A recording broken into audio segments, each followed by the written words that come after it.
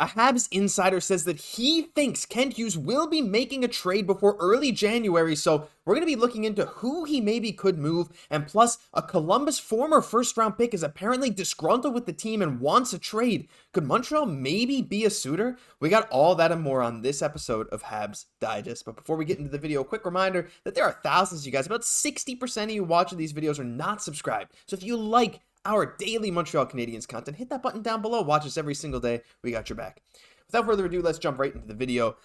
We want to talk first a bit about the Habs themselves, and there's a bit to improve on, Jesse. And look, this is nothing new, and if you guys are more interested in the trades, feel free to skip ahead. I'm not going to tell you to stick around here. However, it is really interesting. So an article from Stu Cowan has kind of said how the defensemen have sort of been leading the way for Montreal. Matheson got 5 goals, Barron with 4, Kovacevic with 3, Guhle with 2.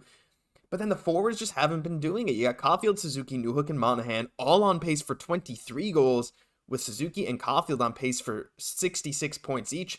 Rank them 71st in the NHL, and these are stats we've all seen before. Haven't had a 30-goal scorer since Gallagher, 40-goal scorer since Stamfus, 50-goal scorer since Richer, and you got these other guys like Mats Naslund was the last guy to be top 10 in scoring. It's crazy. But at the same time, as Coach Marty said, there's a lot to improve on. Quote, it's funny, you get better at something and then you slip somewhere else. It's constantly trying to improve. You have to be careful in being very specific. And this is what we're going to work on today. And I feel like we've done a good job of that. I feel our team's a better team than we were 20 games ago. And that's our goal. It's to keep improving.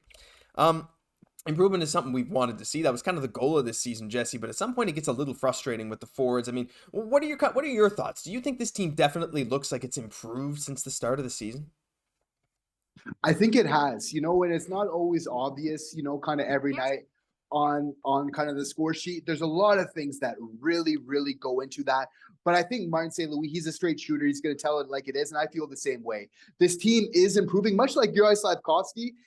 It's improving slowly, but it's improving.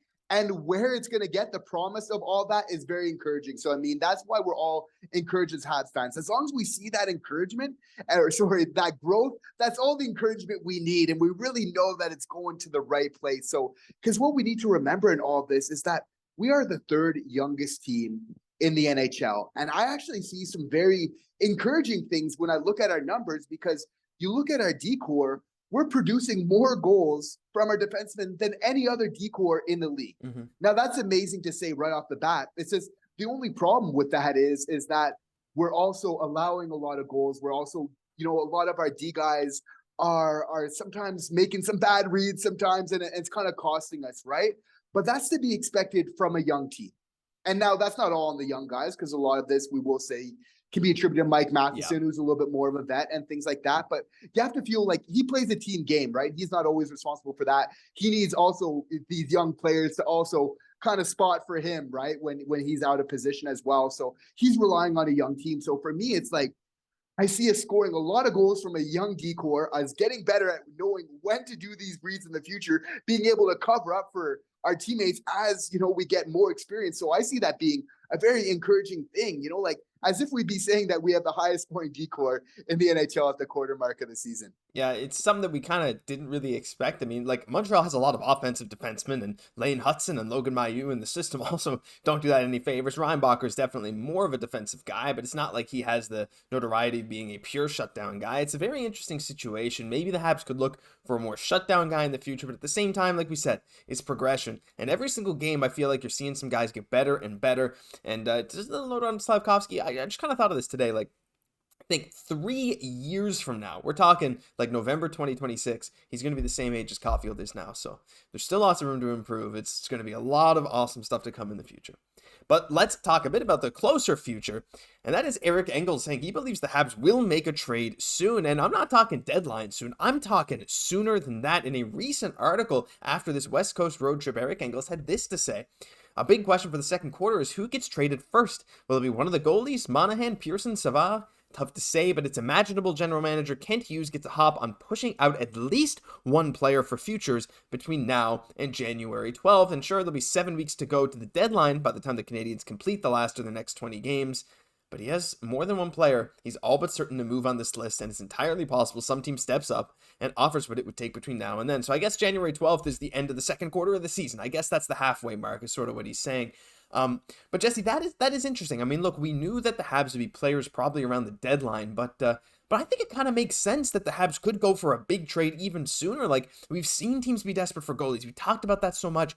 But you got to think, if a contender is looking at Monahan, at Pearson, these guys who have shown that they can contribute, especially Monahan when he's not in the line with Josh Anderson this year, like, if a team comes calling, and maybe even if Kent Hughes goes calling to another team, you got to think they're going to be picking up and discussing a trade, and I'm sure it's already happened a bunch.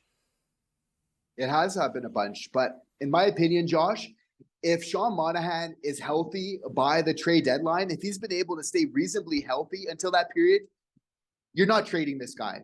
He has way too much value. He's bringing a lot of experience, but I believe that Eric Engels is right. It's maybe not Monahan. If he can stay healthy, that's just my opinion. You got to keep a guy like that. I think he's offering a lot to this team in the face-off dot, his 200-foot game. And again, but it looks like our decor is where we're really stacked. I could see that we're being some potential movement there.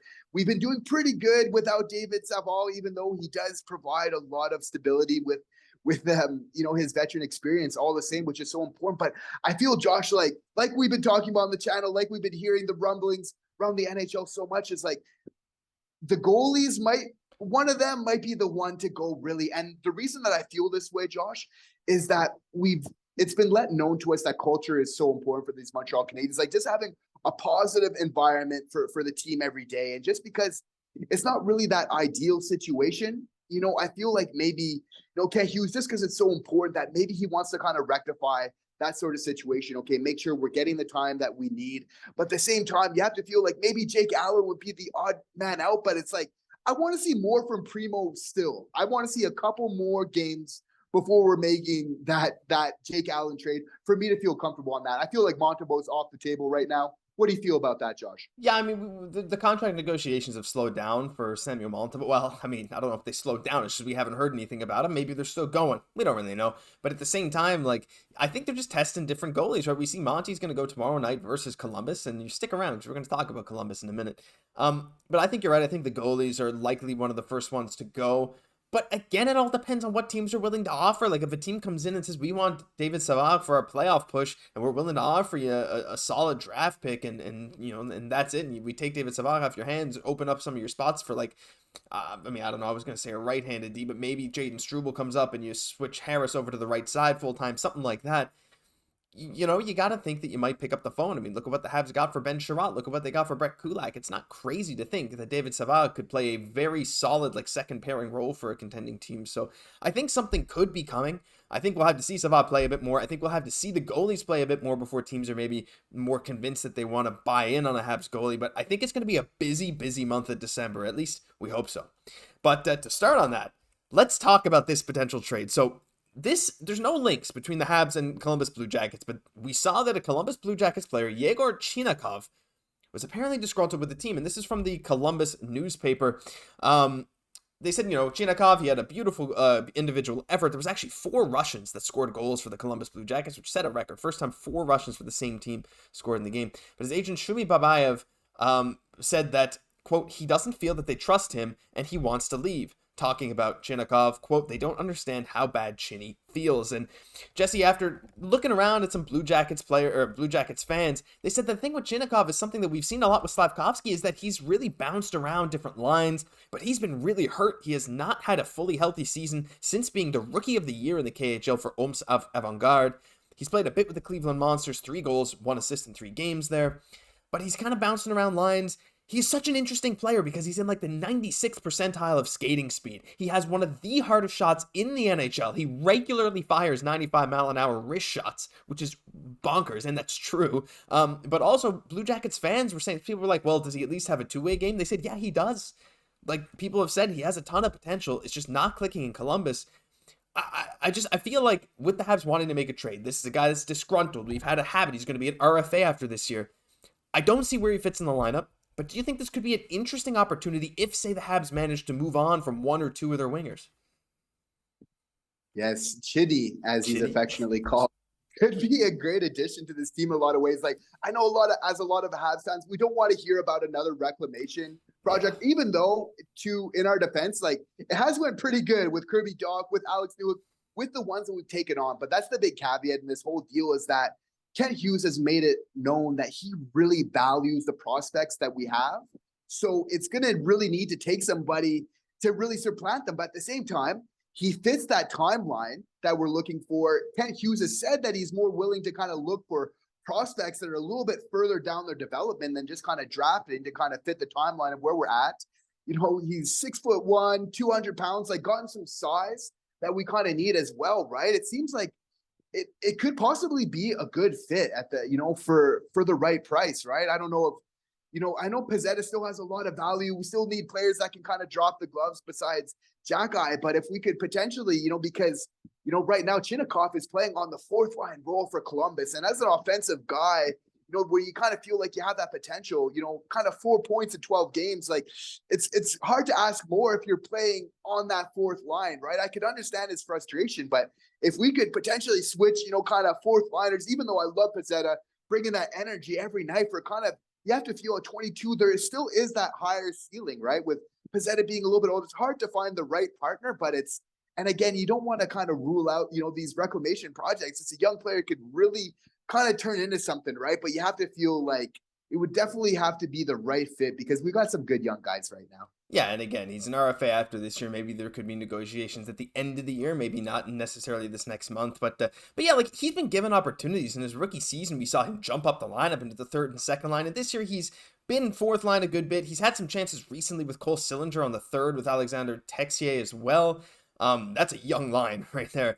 But yeah, like he's just been around so much, really not getting the minutes he deserves. Like we saw in that thing there, it was like 8, not even 9 minutes of ice time. So it's tough. But like, you know, when you hear about like super fast, super hard shot, you think, oh, that sounds like Denis Gurianov, that famously amazing experiment the Habs had. No, but the thing is, Chinakhov has a two-way game, and he's a few years younger. But again, at the end of the day, it all comes down to can the Habs move away from some of their wings, because there's no place to put Chinakhov right now. And I mean, if you move on from Ullin under Pezzetta, or then you trade Pearson, and then you can like bring him in and maybe play the third line with like a Monahan, maybe that's more reasonable. Right now, I don't know if I necessarily see it happening, but I gotta say, seeing these young guys and no one can use MO, it's at least tempting and at least makes me think about maybe the opportunity. So let us know down below. What do you think of Yegor Chinakhov, the guy that that's the guy that the analysts had to go through their papers because they didn't have him when he was drafted in the first round. They didn't have a picture. No one knew who he was, but he looks like he's a decent player. So let us know down below. Do you know much about Chinakhov? Does he sound intriguing to you? We'd love to hear from you. But that'll do it for this episode of Habs Digest. If you enjoyed, leave a like, comment, subscribe to the channel. We're on the road to 10,000 subs. It's a little ways away, but we know you guys can help us reach it. I'm Josh Gosse for my co-host, Jesse Poirier. We'll catch you in the next one.